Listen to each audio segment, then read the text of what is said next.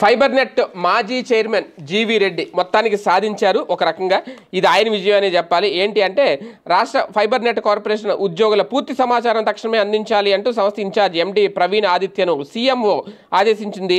సంస్థలో ప్రస్తుతం 780 మంది ఉద్యోగులు ఉన్నారు. వారిలో 200 మంది ఉద్యోగులకు సహేతుక నియామక పత్రాలు లేవు అంటూ సంస్థ మాజీ చైర్మన్ జీవి రెడ్డి ఆరోపించిన నేపథ్యంలో రాత్రికి రాత్రే సంస్థలో ఉద్యోగుల వివరాలతో కూడిన సమగ్ర నివేదిక అందించాలని సీఎంఓ కోరింది. ఈ సమాచారంతో దినేష్ కుమార్ జీవిరెడ్డి ఇచ్చిన సంజయశీలను పోల్చుకునే వీలుంటుంది అనేది ప్రభుత్వ వర్గాలు వెల్లడిస్తున్నాయి. సీఎం చంద్రబాబు నేతృత్వంలో ప్రభుత్వం ఏర్పడ్డాక కూడా వైసీపీ ఎంపీ అవినాష్ రెడ్డి తాడేపల్లి ప్యాలెస్లో కొందరు నాయకులకు సిఫార్సుల మేరకు నియమించుకున్న వారిని కొనసాగించడం, వేలకు వేలు జీతభత్యాలు చెల్లించడం, ఇటువంటి అంశాలపై సర్కార్ ఆగ్రహంతో ఉంది అనేది. అందుకే ఇప్పుడు ఎందుకంటే ఇది పని జీవిరెడ్డి ఉన్నప్పుడు చేస్తే అయిపోయేది కదా.